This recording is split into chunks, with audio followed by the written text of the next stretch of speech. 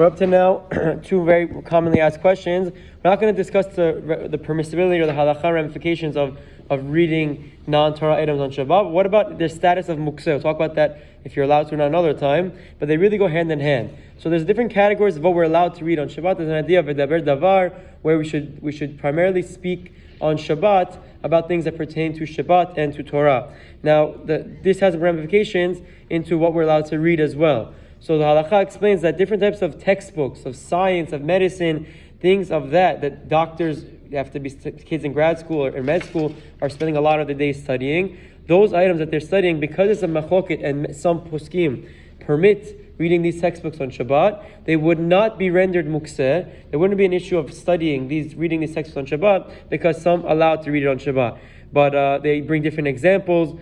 But for example, a Jewish magazine or Jewish newspaper that has primarily the Torah is allowed to be read as long as you don't read the business section of it. But irreligious or non-Jewish newspaper where they probably preach anti-Jewish values in it, that would be considered Muktzeh, because you can't read that on Shabbat. So it really goes based on its permissibility, whether or not you read it on Shabbat, and that's how it becomes Muktzeh or not.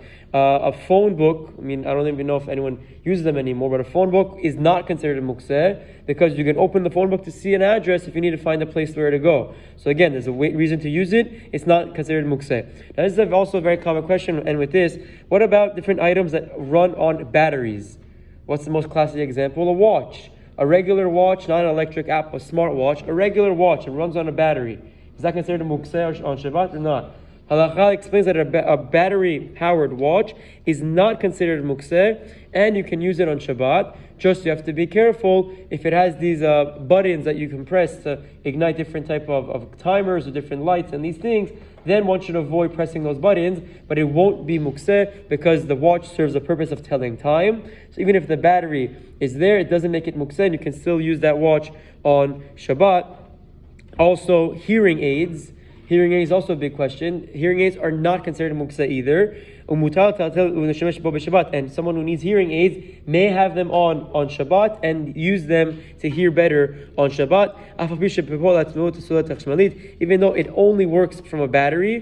The only exception to this rule is the hearing aids have to be on from before Shabbat begins. You shouldn't really turn it on Shabbat.